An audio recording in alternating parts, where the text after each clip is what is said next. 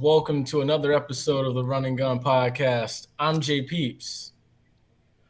I'm Jay Z, and today, Jay oh Z. my goodness, I'm JC, man. Come on, don't say his name. I'm not trying to get sued right now, We got man. You know how guests school is joining hitting us me right tonight. now, man. 1995-1996 SEC champion, 1997 All-American, first team All-SEC 1996. He was a finalist for the Bolitnikoff Award. He should have won it, if you ask me. 1996 national champion, second round pick of the Tampa Bay Buccaneers in 1998, and UF Hall of Fame class of 1997, Mr. Jacquez Green. Yes. How you guys doing, man? Thanks for having me on. Most definitely. This is going to be an awesome show tonight. I can feel it. I can feel it. So are you absolutely ready for the hijinks and misfits that you decided to hop on with? Yeah,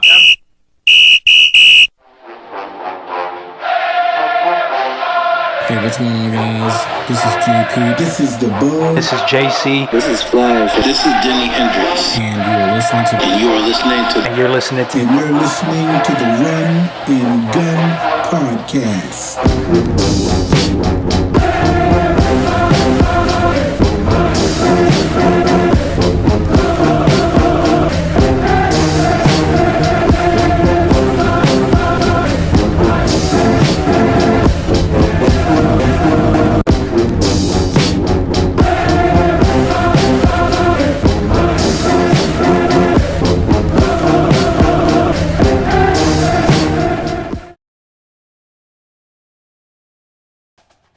First of all, why he would set you up like that and ask you a question with a second to go, I don't know, Mr. Green, but we'll get on him later. See, that's why we jump on him, for stuff like that.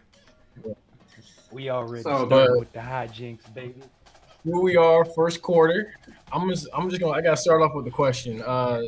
So what was it like playing for Steve Spurrier in that time? it was fun. We had a lot of fun. It was at a time before UF actually won his first national championship. It's not like now when guys sign with a team who's won the championship 3 out of the last 4 years. So right then, when I signed with Florida, I knew it was something that we could do for the first time in school history. And anytime you do something for the first time in school history, all the fans gonna remember it forever. So it was a good time. It was a fun time, especially playing wide receiver in that type of offense. All right. Okay. So I got a question that's somebody's been burning me. He's a Florida fan. It's like, what's your favorite memory coming from Florida? It's a bunch of them. Probably in the fourth quarter, the national championship game against Florida State in the Superdome. Just the fact when Terry Jackson broke the long touchdown at the end, knowing that we'll finally win the national championship, it was a big deal to us. Also, when we played those guys the next year, they came in ranked number one in every defensive category, and we were big underdogs. It was rare for us to be big underdogs in college football around that time, and we pulled out a big win against those guys that some people still consider the greatest game ever in the Swamp. That's very true. That is very true. I've seen highlights of that game. And that actually makes me kind of refer back to 96 now. So I'm going to go back to 96, if not the national championship, but going into Doak. And mind you, Florida State had that winning streak that was active until like 2001. So I want to say, like, what was the vibe after like losing that game and then knowing y'all were going to have another shot at them in the national championship?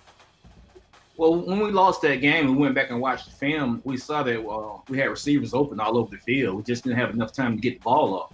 That was a time when Florida State had some of the best pass rushers in the country, and we knew we had to make some adjustments.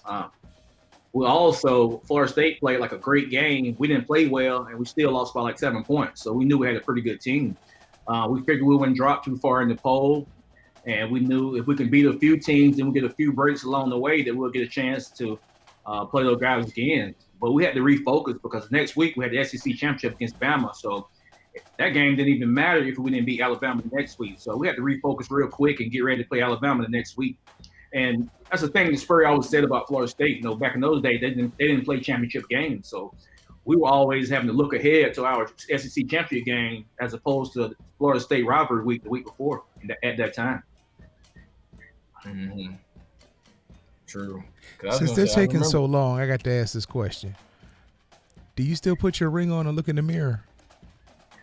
Not really. You know, with the internet and YouTube and things like that, I don't think you really have to do those things as much as you would have, back in the day to remind people of what you accomplished. I think nowadays with social media and the internet and YouTube and ways people can look back on your career or your achievements, you don't have to do it as much. That is very true. Because go ahead, Josh. Go ahead. Oh, go ahead. Because I got a question. Go ahead. Well, no, I was gonna say. I mean, because it's funny you say that, because like that's the thing that when I was going back and buying season tickets and stuff for the Bucks, I was looking back at old film and stuff, because I remember like every Monday night back in like middle school and even like elementary school, me and my sister and my dad, we would stay up and watch you guys on Monday Night Football. And we always knew it was going to be some type of show with you and Warwick Dunn and Sean King and Warren Sapp and Derek Brooks, like all you guys, like we knew we were, and then y'all were playing the Rams most of the time. We were like, it's already going to be exciting. Yeah, at that time it became a big time rivalry. Rams were one of the best offense in the league. We had the best defense in the league.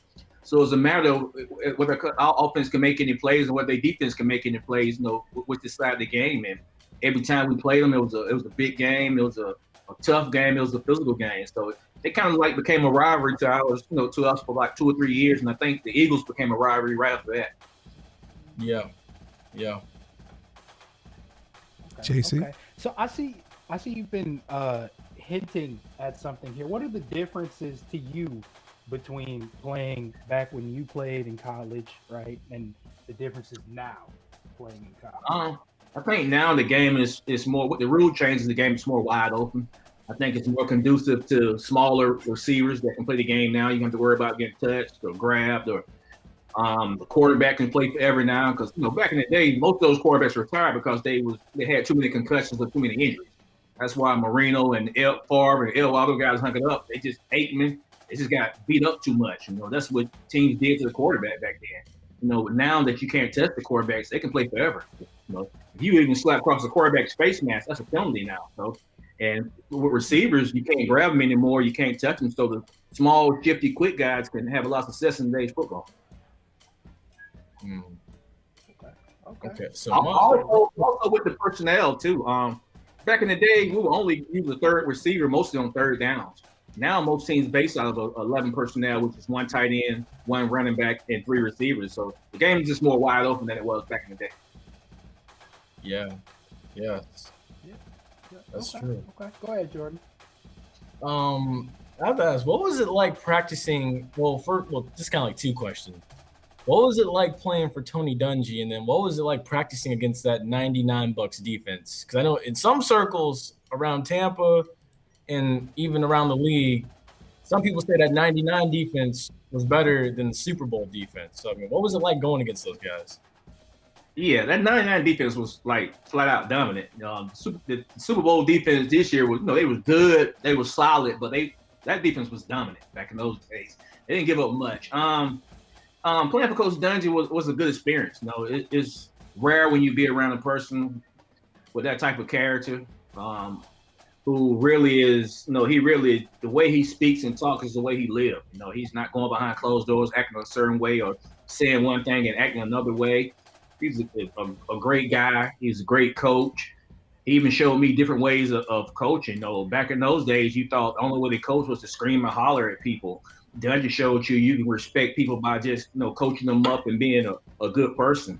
As far as going against that defense, NFL, you rarely really go against your defense full speed. You don't tackle anytime in the NFL. You may tackle goal line drill. Most of the receivers not in the goal line drill. So it was just good to see those guys practice. You can understand why Brooks and Sapp and Lynch and those guys were great players, because the way they practiced. They were good guys off the field, and they were great guys in the locker room. Okay. Nice. If you guys keep pausing between questions, I'm gonna jump in because I got 1,000 questions. I mean, I'll wait on JC to ask something. Otherwise, I'm gonna go to my next question. It just. Go ahead, man. Ask your question. All right, Coach. Ask your question. So I got it. when you Oh, go lined ahead. up at wide receiver in college, who was the person you hated to see line up against you on defense? At that time in college, I felt like I was in my zone. You know what I'm saying? I felt like nobody can really stop me at that time unless we just had a bad play call on. But the guy that did give me issues at that time was probably Corey Chavis. He played corner for the Vanderbilt at the time. That's because he was so big and physical, and you had to get open real quick because their defense blitzed so much, And because we were on offense, the defense that gave us the most issues at that time was Vanderbilt defense in the SEC. Wow. At that time, they was a top 10 defense in the country every year. It just was terrible on offense. Wow. I didn't even know that. I always figured like Vanderbilt Vanderbilt and Kentucky were like the teams that you would just smack around and then on to the next. If you look back around that time, Vanderbilt was a top 10 defense and Kentucky was a top 10 offense with Tim Couch. Yep. And Vanderbilt, the Jamie Duncan that played with me at the Bucks, he was a linebacker that came off that Vanderbilt defense. It was real good on defense those years. They had a lot of guys who drafted off those defense. Shelton Quarles played at Vanderbilt too. Mm-hmm. Wow. So, translating to the pros, who would be that one person you didn't want to look across and see? Not that you couldn't deal with anybody, but the best one I think I've seen around that time that I always thought was the best was Sean Springs the year he made the Pro Bowl. One year he made, I think it was 2000, 99 or 2000 when Sean Springs went to the Pro Bowl. He was one of the better corners I thought, that I had played against around that time because he was shifty, he had good size, he seemed like he was smart, but in the NFL, you go against a lot of guys that can play the game. But at that particular time, I thought Springs was the best corner that I had to win against at that particular moment. Wow. Okay. Nice. And we are now into the second quarter, which means it's time for a little bit of HBCU sports. So the first thing I want to open up with for the FAMU folks is the spring game is going to be April 3rd in Tallahassee. I don't know what the deal is with fans. I'm hearing from one source, it's like it's going to be fans. The next source is like it's not going to be fans. I don't think I'm going to make that trip to Tallahassee, given the climate right now. But, that's just me. The other thing, too, is Deion Sanders on a roll. They pounded Mississippi. my God! I wonder, what do you think? What do you think of this Deion and Jackson State thing, Jarquez? I think Deion is a guy who's going to accumulate talent. As long as you got talent, you're going to win football games. I think he's going to be more of a CEO of the program.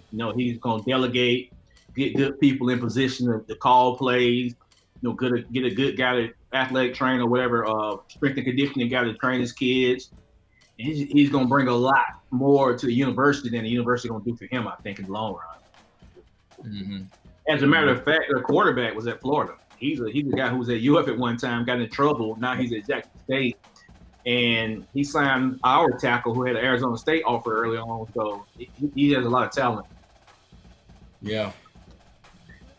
Yeah, I'm gonna agree. He chose one of the nice spots to be able to jump into HBCU game. I mean, he brought in a really good staff.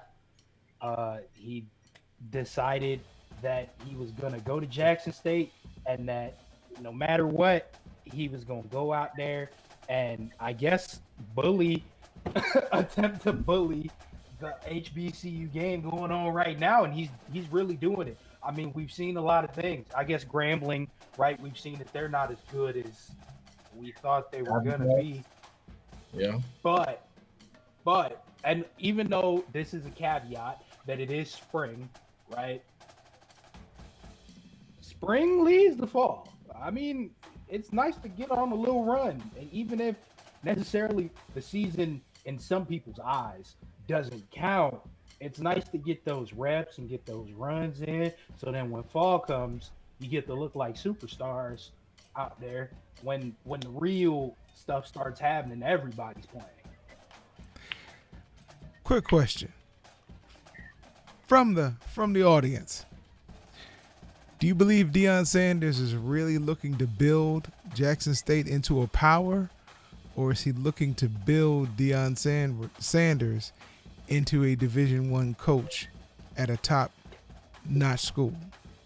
It's a combination of both. I think in order to build Jackson State into a power, I think it helps Deion out long term to be able to get a major Division I job. But I think with his background and the way he is, I think that he will make sure that Jackson State is well off when he leaves. I think it's going to be a better program when he leaves than when he found it. Yeah, I think that too. I really feel like Jackson State's going to be very competitive in the East, and it's going to be a 3-team race. Honestly, I think it's going to be FAMU, it's going to be Jackson State, and it's going to be Bethune-Cookman in that East. So if you don't beat Jackson State this year, it's going to be tough the next couple of years. The way he's recruiting, though, I think he's recruiting Division I talent to Jackson State. A lot of those guys, I don't know about their grades or whatever, because a lot of them couldn't qualify for Division I schools, and they went to Jackson State. So that's a whole nother story. But he got a lot of talent going to school. Hey, I had a conversation about a couple people about that, because I looked at Mississippi State. I hate to throw them under the bus, but I looked at Mississippi State and Ole Miss too, and I was like, wait a minute, hold up. So I know where you're coming from. So now you played major. You couldn't get any bigger than the school you played at in college. Would you have been able to play a spring season and then turn around and play a fall season, knowing that football players really work out year round? They don't get the time off most people think they do. It's just not official. I think back in those days, or now you can, because you're so young and naive. But I think still some guys' body gonna break down eventually once they get back to fall. You can see in the NBA now, like a lot of those guys' bodies just can't handle that back-to-back season. They played in the bubble, now they're playing now, and Durant's been out and AD's been out. A lot of those guys' body can't handle it. But I think, when you're young, you think you can do anything. I think the best thing the coaches can do is just, when they get ready to start back up for the fall season, is just hold off on so much running and so much lifting to get a guy's body's time to recover. Yes. Correct the mundo. Now, my question for you is, because I know you played in the. I think your partner has a question though, because he's sitting there with his mouth open. I'm just. Go ahead, Josh. Y'all ain't let me throw my piece at that Deion Sanders thing, but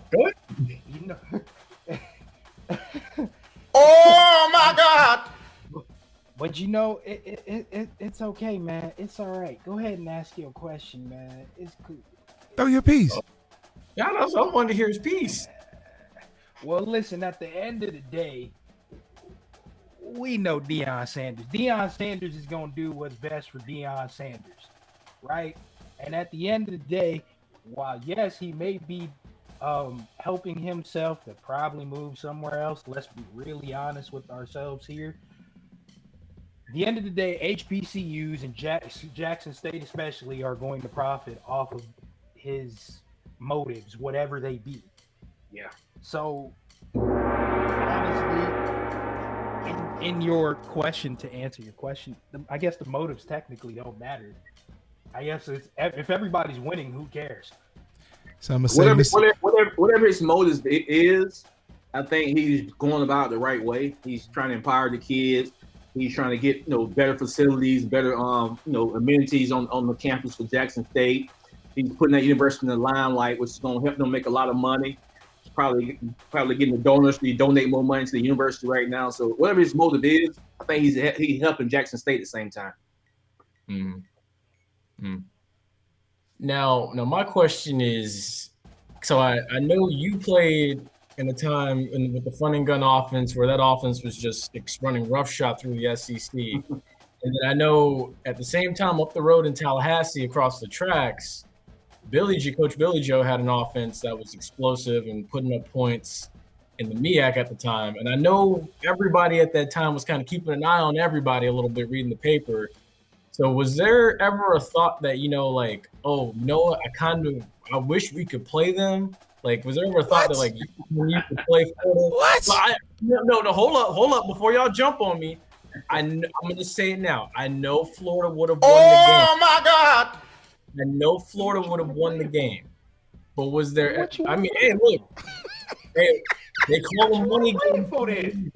They call them money games. The difference in a Power 5 team and HBCU or Division 2 or what it's the front line. Their linemen couldn't block out defensive linemen. That's the main difference, though. Everybody has skilled guys. Everybody got guys that can run and fast. The difference in the SEC and the other conferences is how good our offensive linemen are and how good our defensive linemen are. I talked to Quinn Gray a while back about their offense. He said Billy Joe was doing a lot of stuff that we was doing in Florida. J1 Sider played there, who was Riedel Anthony's and Fred Taylor's quarterback in high school. So I knew a lot of guys. Pat Bonner came to camp with us in Tampa one time. Quay Nunley came to camp with us in Tampa. So I knew a lot of the guys that played in that offense. And I always watched it and knew they put big-time numbers and big-time stats. So I'm sure it was a fun time for Florida A&M. You played with my wife's cousin, the Freak. What was he like as a teammate? Javon? Yeah. Goofy, tall, good dude, He ain't chill. changed. He came in at like 6'5", 200 pounds, and he was a safety. We was like, Jesus, how you a safety that big? And so we kept telling him, like, he was so big, we kept telling him that he was gonna grow into a linebacker. Then he became a linebacker. And we kept saying, man, you're gonna have your hand in the ground eventually. Next thing you know, he got in the NFL and he's putting his hand in the ground. So he was just always a big guy, but he was always very lean, very fast. Like, he never lost any athleticism, but he just kept growing as he was in college. Yeah, he's still a big dude. Big arms, hands, everything. Yeah, his head even grew after he finished school. He's a good dude, though, man. He's a good guy. He was just blessed, man, with ridiculous athletic ability, man. Like, God was in a good day that day he created Javon. His nephew, J-Ron, built just like him, played safety at Clemson. So, I mean, I guess he was on to something. He just got too big to play safety. J-Ron is built just like Javon was when Javon first came to college. He was about 6'5", about 215. Just the fact that, Javon was always a physical freak and just a crazy athlete. Just crazy athlete, man. That when you get to college and you see some of the guys, you be like how did people even stop you in high school? High school, most of the kids are small in high school. Every blue moon you may have a team with some big kids, but most of the kids be smaller in high school. So I'm like, Javon, how you even get blocked in high school with that type of size and length? And he wasn't the biggest in his family. That was the trip. Yeah. That's a big family. I fit right in weight-wise, just not height. Awesome. So now we are on to the NFL. I know we had Drew Brees announcing his retirement set up as the first thing, but the one thing I want to hit on, and we had a conversation about this earlier today, is the whole the Cardinals edition of the Cardinals edition of AJ Green. So I asked because I know I brought up the whole thing of Father Time. I want to act like I know you said he was just getting old. So do you think this is kind of like Larry Bill getting ready to? Yeah, I think they got to find someone. I'm not sure what happened to Christian Kirk and Andy Isabella because I thought they was hired those guys at one time and they bring in AJ Green. So I'm assuming that Larry Fitzgerald's about to retire. Or he's not sure. They know he's going to retire within the next year or so. So they're trying to bring in another big time receiver. And AJ Green is smart to go to a more of a passing offense to try to rehabilitate his career. Because with a 1-year deal, he catch 60, 70 balls. He can cash in free agency again next year with a big contract. So I think it's smart that AJ Green went to a type of offense like that. And I think it's also smart that the Cardinals gave them some insurance in case that Larry Fitzgerald decides to retire after this year. In the offseason. Is it like a green factory somewhere? Because it seems like every receiver that comes out with speed has green on the last name. You had SJ, AJ, Jacquez. I think it's just a common last name. It was a green at Florida State too, wasn't it? Yeah. Tampa Catholic too, right? No. Oh, yeah, Christian Green. Yeah, Christian Green went to. Yeah, Christian Green was a quarterback at Tampa Catholic back in the day. Yeah. Yes, sir. Yeah, I had the chance to meet him. He's a pretty cool dude. Yeah, I remember he was like the #1 athlete in the country when he first went to Florida State. So I always know about him. Just playing with the Bucks. We used to always go out to high school games in the area every Friday night and see different guys, play in the area who folks in the top teams and some of the top players. So Tampa Catholic was good at one time.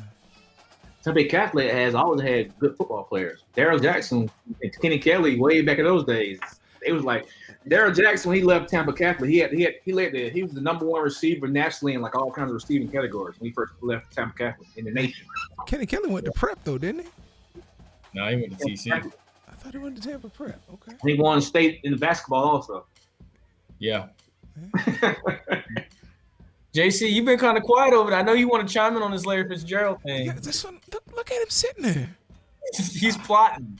He's mesmerized by that solo cup. That's what's got him. And if I'm being honest, I can't see. But Put your glasses on. Put your glasses on. I don't know what you got to look at, but go ahead. But I mean, are we really expecting the Cardinals Oh, to become my a Super God. Bowl player, right? Because they signed AJ Green. Forget all the other moves, right? Nobody wanted to talk about the Cardinals till they signed AJ Green. Are we being serious right now? Is that what we're doing? The Cardinals, No. they're not a better team than the Rams. They're not a better team than the 49ers. The 49ers get a quarterback. They Super Bowl material. And I think the Rams may even be Super Bowl material with Matt Stafford. Seahawks gonna always be contending as long as Russell there. Just need some new pieces. So they playing a tough division, a real tough division. I believe that's the one division that can have everybody go to the playoffs now with the new format. That's never happened, has it? No. But the new format, the new format, right? Yeah. The new format. So it's gonna be interesting, but I'm just astounded and amazed that everybody sees that they signed AJ Green. All of a sudden, they're like, "Oh man, the Cardinals. Maybe they're going to the Super Bowl, bruh. Whoa. down." Who said they was Who Super said Bowl? that? They need to who drug said- test reporters. Who said that? What? Yeah. I'm talking reporters. I'm talking that same group chat the peeps over there was talking about. They was over there up in there high on the Cardinals like that. Now, Wait, who? I know I wasn't. I said I was. People get hyped when you hit them with popular names and stuff. They don't understand how a team concept. It's not basketball where you just can get a great player and automatically assign yourself as the number one seed. It still has to work together. You still got to have the offensive line. The Cardinal issue last year was Murray was running for his life, I think, and they couldn't. King and Drake kind of fizzled out after the first couple of games. They couldn't run the ball anymore. Yep. That was the issues on offense. Defensively, they got to get some corners back there. They get some corners and some linebackers. Well, they say every great receiver could extend their career as a cornerback. You available? That's the first thing you lose is your lateral quickness. You can still run fast in a straight line. You just can't move laterally real well. So I can't do that. I'm not trying to tackle anybody anyway, though. Okay. Well, neither did Dion, but he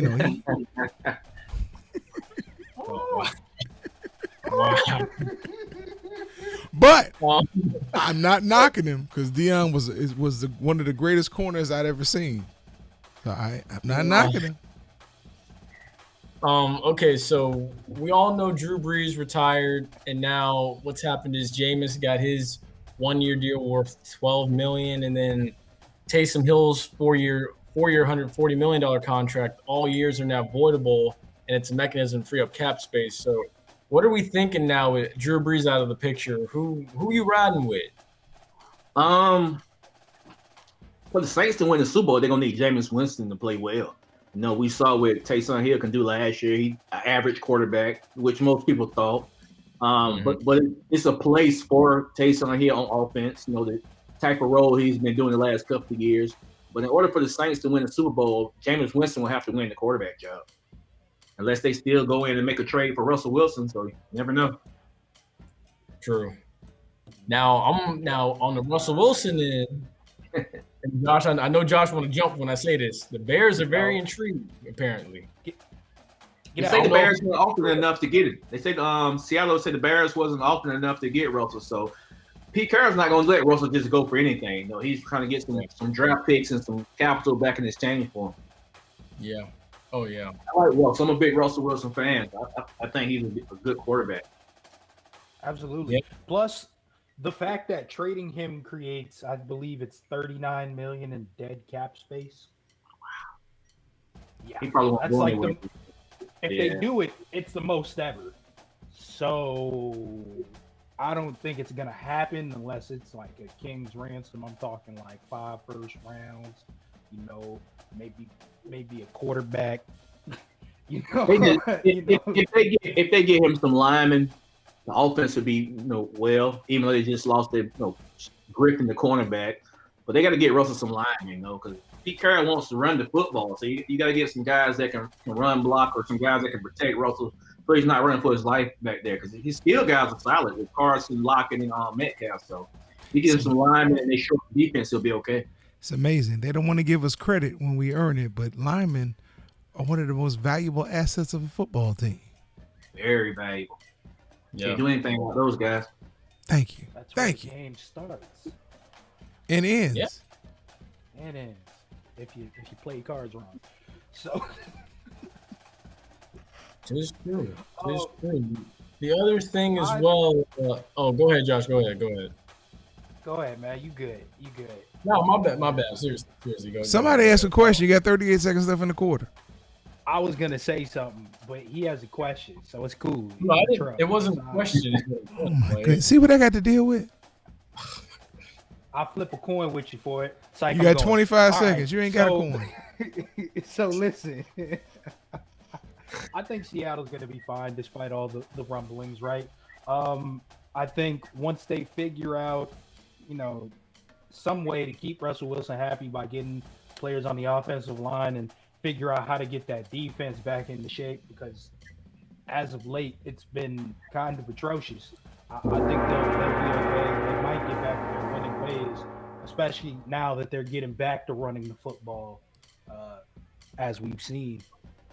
You always have a chance in the NFL as long as you got a good quarterback. Russell's one of the best quarterbacks in the NFL, so Seahawks always have a chance. I think his teammates like him. I think Pete Carroll is a solid coach, a solid overall coach. So it's a matter of who they sign in free agency and who they draft in the upcoming NFL draft. They may even start, go heavy on defense in the upcoming draft. So we'll see. Yep. And that now brings us to the fourth quarter. I'm sorry, fourth quarter. We are now talking NCAA. So NCAA tournament has started. And for the first time since 1991, Alabama has won the SEC championship in basketball. And I'm starting to think, is it possible Alabama could do what Florida did back in 06?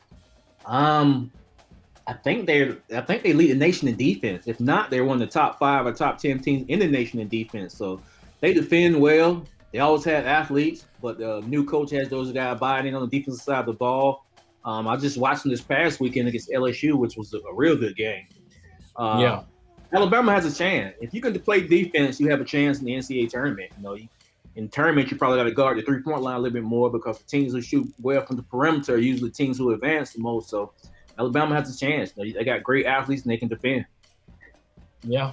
I think they do have a chance, but I think it's still too early to start believing. It's still a weird year, right? Teams are still getting back in swing, right? Or teams are starting to hit their stride. Hell, they've been on their stride all year. Gonzaga, right? Like there's a Michigan. whole lot of And how does Alabama match up? Was the SEC even a good conference this year?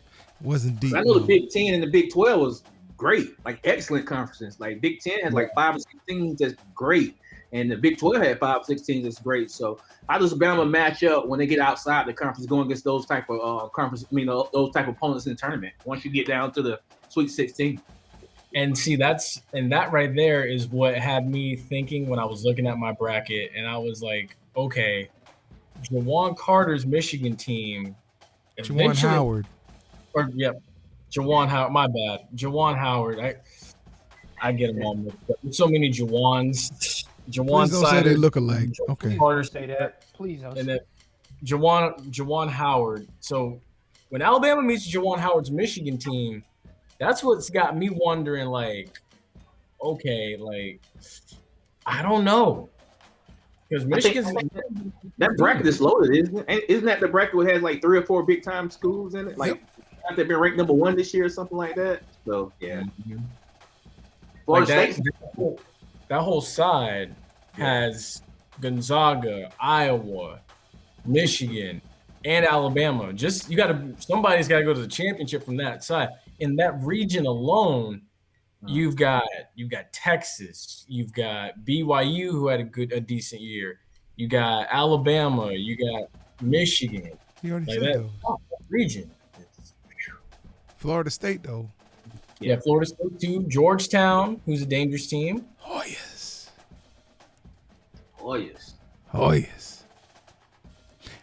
A quick question. Please tell me how Patrick Ewing looks very distinctive. You could pick him out in a lineup. My mom said you could pick him out in any lineup except if he was at the zoo. So how do you not know that's Patrick Ewing in the Garden? Why you gotta do that, Dan? These young kids, they hiring all these young kids for these jobs who really don't know anything about history, probably don't even understand basketball. They just looking for a job at Madison Square Garden. So I don't know how you not distinguish Patrick Ewing. He's been looking the same forever. He just don't have any hair anymore. He looks the exact same. Right. Especially when you see a guy who's dang near 7 foot walking around the Madison Square Garden. You're like, Thank you. gotta do something. He's something significant. And that face has not changed. That face has not changed. Why we gotta do this to Patrick Ewing? Why you? I love Patrick Ewing. I was a Georgetown Hoya fiend, but the man got a face that'll make an onion cry. You gonna tell me that I'm lying? Oh no! Oh no! I'm sorry. I'll be quiet. Oh Lord! You Oh my get us gosh. spot, man. Wait. Oh man. But hey, look, if they can pull off a win, because I know I have them winning, and then I got Florida State winning. I think that'll be an interesting matchup with them and Florida State. Because I know Florida State got exposed with all those turnovers, so I think it's something that Patrick Ewing's squad could take advantage of in that second round. Patrick Ewing has them playing the best, playing great right now. That's when you want your team playing the best, though. When you go into the NCAA tournament, as a team, you want to be peaking right around tournament time. It doesn't matter what you do beginning of the year. It's what you start doing around tournament time. And each year there's one team, a few teams that always get hot around tournament time and just start playing out of their mind. And hopefully Georgetown can be one of them. That's a program that everybody's always followed, from back in the day. I remember early in the day, everybody always thought Georgetown was the HBCU, because they had nothing but brothers back in the day. That's true. So many times. Temple was like that too back in the day with John Chaney. Chaney, yeah. So He looked like the mascot. Yeah, looked just like that. He did. He did. You're right, Jaquez. You really are. When the first time I went on Georgetown's campus, I'm expecting to see, like when I went on Howard's campus or Bowie's campus, or I'm expecting to see that, and I'm like, where are the black people at? Because you didn't see them. You really didn't see them except on the court. It's almost like they didn't recruit any white guys back in those days. It's true. Guys, ask a question. You don't have much longer. Ask a question. Actually, I got a That's question about college football. Go ahead. I've asked so many Florida fans this question, and nobody can ever give me a direct answer. Like I've asked even the most hardcore Florida Gator fans this. Why did Florida take Miami off the schedule? I've been digging for this answer. I think it's because money. I think we try to get so many home games each year to make a lot of money. And if you try to put another Power 5 team on your schedule, you have to play a home and home away, home. You have to play at their place and at your place. I think it's all money. Back in the day, the SEC always wanted an X amount of home games and get all this revenue. I think now these teams are going away from that as much and starting to schedule Power 5 teams in their schedule. But back in those days, you always wanted so many home games that you can always make a bunch of money. It's always about money. College football about money. I agree. Ask it quick Coach, before I ask mine. Go ahead. Mr. Disembodied Voice, I want you to ask that explosive question that you told us you were going to. I don't remember the question, but I have another one. Oh, go ahead. What was it like? What's the emotion that you gathered standing there in a tunnel waiting to come on the Florida field? What was that memory like? It was exciting, man. It's exciting to know that you about to go out there and you about to put on a show for your fans and you about to totally destroy and dismantle another team. It's just a matter of how many points you guys are gonna score. And later on the night, you're gonna watch it on Sports Center and you're gonna joke about it, how you beat the brakes off some other team that Saturday. That's how we felt each game, walking out the tunnel. I had a friend of mine who was a drum major for Florida State while you were at Florida, and she said that the one place she hated going was the Swamp. She said y'all had the loudest fans. She even said louder than Tennessee, but the way our stadium is set up, if you ever notice, our stadium is down in a sinkhole. So we're down in a hole, so it just captures all the sound right there on. And also our fans are real close to the sidelines. You know, most stadiums you about 20, 25 feet away from the sideline. Our fans are like 5 feet away from the benches of the opposing team and our team. So everything is really down on the stadium. In our stadium, you can't even hear a guy next to you talking to you when it's get real loud. Yeah, I will say I went to go see Jarris McIntyre and Cadillac Williams and Ronnie Brown play in 2002. They played Rex Grossman and those guys in the Swamp, and I never came out of a football game with a headache before in my life. Mind you, I'm like 5 years old at the time, and I'm like my head hurts. Like this was loud. Like yeah, it gets loud, man. Your ears be ringing. You have to bend over to speak to someone right next to you. So it gets crazy. Our fans complain now, like the older fans complain now, like because it never gets loud like it used to get in the Swamp for some reason. Probably because the times have changed. Everybody don't pay attention to the game as more. You can always watch the replays. You can watch it later. All the games televised now, so just different time. How can we follow you on social media, sir? At Jacquez Green is my social media handle. Mostly on Twitter. That's where you can find me at. You guys are on. Awesome. Thank you for joining us. Don't forget to follow us on Spotify at Penalty Talk. I got you. At Twitter. One Penalty Talk. The Instagram.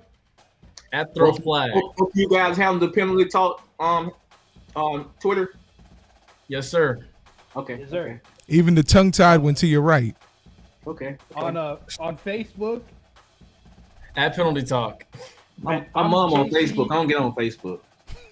He's Jay Peeps and What's going on, folks? Oh, what's up? Sorry for the bit of lateness. There's been some technical difficulties, but we are beyond that now. Yes, sir. I'm JC. I'm Jay Peeps. Welcome to another episode of the Running Podcast. Wonderful episode for you today. Lots of An stuff amazing to talk about. episode. An amazing episode. Lots of stuff to talk about in the